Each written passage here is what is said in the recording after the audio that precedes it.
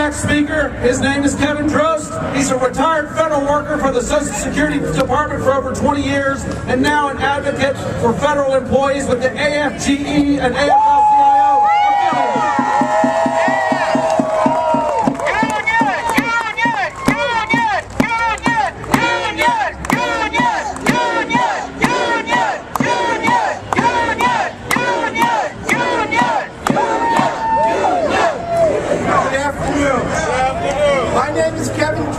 And on behalf of my son Rod, an active duty Marine currently stationed in Wisconsin, and my friend Sandra, a student in the Wisconsin school system, I welcome each and every one of you here today. I am currently the national representative of the American Federation of Government Employees, representing 9,000 dues-paying members at the Veterans Administration, Environmental Protection Agency, Department of Defense, Social Security Administration, and other federal public service jobs.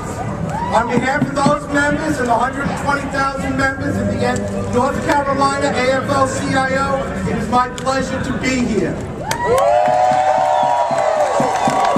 I come from a long line of public service. My father was a New York City police officer. I had 6 uncles and 3 cousins who were New York City police officers. I had numerous friends who were part of the New York City Police and numerous friends who were New York City firemen, including 6 who passed away in the attacks on September 11th. I spent 20 years of my life working on behalf of the aged and disabled of this great country as a claims rep for Social Security. During my time in that job, it was my responsibility, my duty, and my honor to help your parents, your grandparents, and your disabled friends and relatives navigate the twists and turns of federal bureaucracy to gain access to the benefits they so rightly deserve. I hear that Governor Walker of Wisconsin saying that public employees and public employee unions are the cause of the deficit in his state's budget.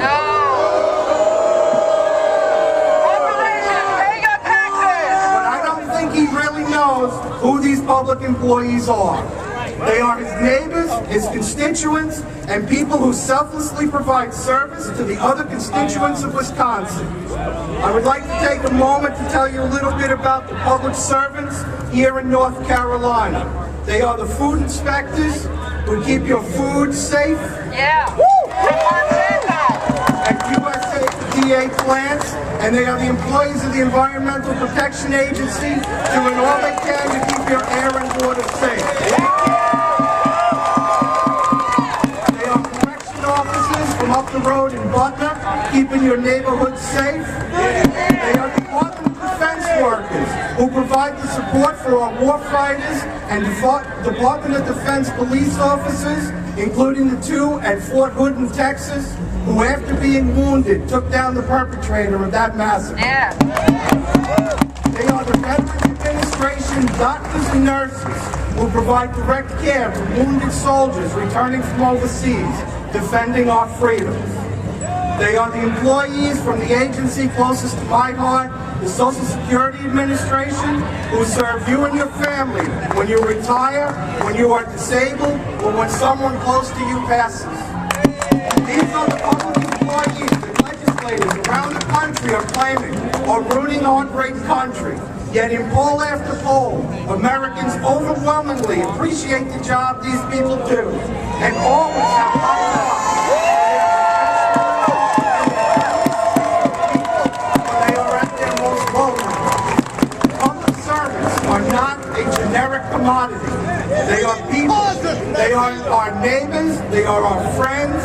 To Governor Walker and Governor Perdue, these public employees have families, they have children, and they are absolutely not the cause of economic distress.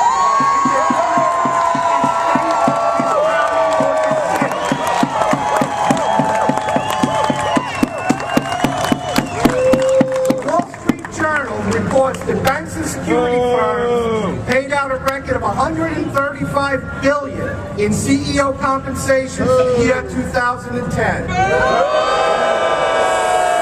And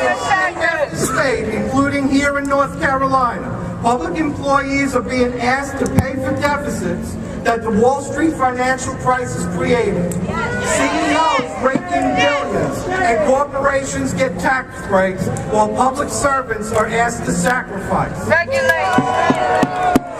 CEO has a contract. The same CEOs who got us into this mess, but policymakers want to deny our public employees that same basic right. I stand here today, humbled by the Herculean effort of our Wisconsin brothers and sisters. To unite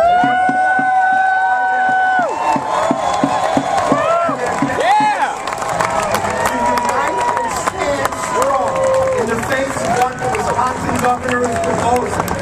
The people of Wisconsin have stood up against an attempt to strip them of the fundamental right to bargain collectively, while Governor Walker conveniently has us looking at each other and an alleged budget shortfall, while he's really looking to steal the employees' right to speak out on their own behalf. Governor Walker, can't you just take yes for an answer? Public employees of Wisconsin are willing to give up some benefits, but they are not willing to give up their voice.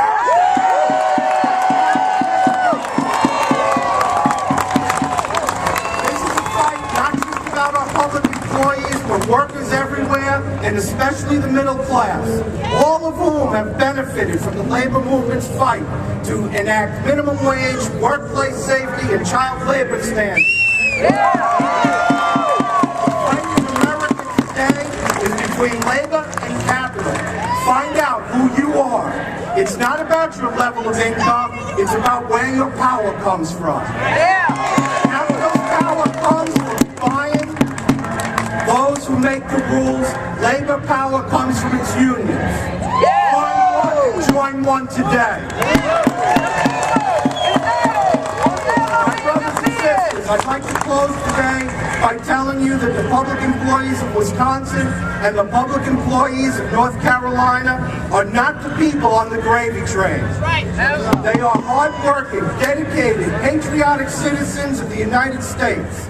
I stand here in solidarity with them, with the public employees of Wisconsin and North Carolina, and I ask that you continue to stand with me and with them as they fight for our rights and the rights to serve you and your family. And to my granddaughter, Keandra, your papa loves you very much. Thank you, and stand